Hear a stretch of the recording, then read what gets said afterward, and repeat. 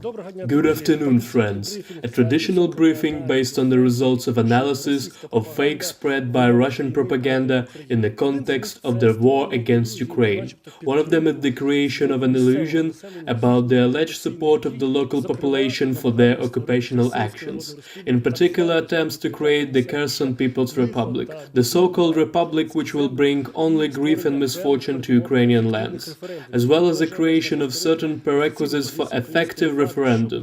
Here it is only necessary to repeat the official position of the Ukrainian authorities, that any initiatives regarding the so-called referendums, fictional sessions of local councils, distribution of passports in the occupied cities, be it Kherson, Okakhovka, Genichinsk, are absolutely miserable attempts. And when the Russian troops leave the territory of Ukraine, and this will definitely happen, all collaborators will be prosecuted in accordance with the Criminal Code of Ukraine.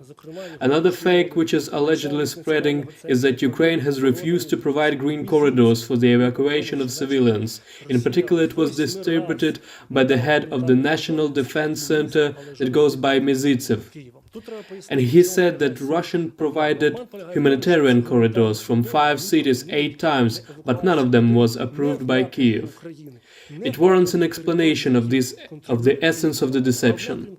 The deception is that they offer these humanitarian corridors for the evacuation of people not in the direction of Ukraine, not in the direction of the territory controlled by the government in Kiev, but in the direction of the already occupied territories or Russia proper.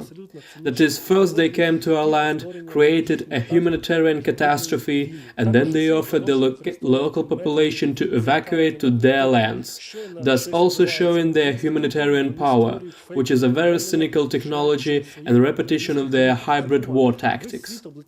Also, Russia continues to use the method of reflected news. That is, as soon as something happens on Ukrainian territory, they create mirror reports through their propaganda mouthpieces. In particular, the shot of the bombing of the maternity hospital number 2 in Mariupol flew around the world. Now they are already creating a fake from their side, that allegedly the Ukraine military fired at the hospital in Volnovakha. That is, through such symmetrical actions, they are trying to shift the responsibility for the criminal actions to Ukraine. At the same time, Russia bombed the Yavorsky training ground, and through its propaganda literally called it a NATO military base. At the same time, through their propagandists, such as Solovyov, they spread false reports that foreigners, foreign instructors and so on have died there. In particular, they report that, quote, among the dead as a result of the night strike on the Yavorsky training ground turned into a NATO base, there were foreign advisors and specialists. Well, firstly, this is a lie. At the time of our broadcast, there is no evidence of the deaths of foreigners. Moreover, those official instructors who worked at the training ground left this territory much earlier, before these terrible events occurred. In addition, Russian propaganda spread utter reports that the Yavorsky training ground itself was allegedly used as a training base.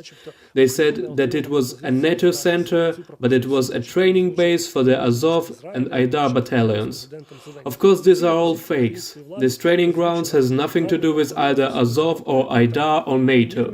It is under the control of the National Academy of Ground Forces of Ukraine of Hetman Petro Sagaidatchny. And they spread fakes in the international media that allegedly Ukraine received a proposition to surrender, and this proposition was already voiced by the Prime Minister of Israel during a conversation with Zelensky.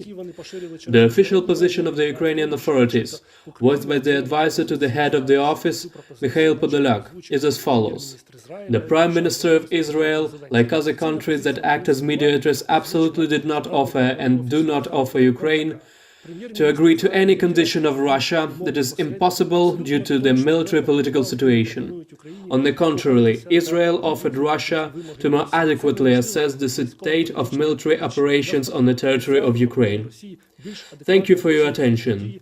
Be critical, filter the information around you, trust the Ukrainian army, the Ukrainian political leadership. Everything will be fine. Glory to Ukraine.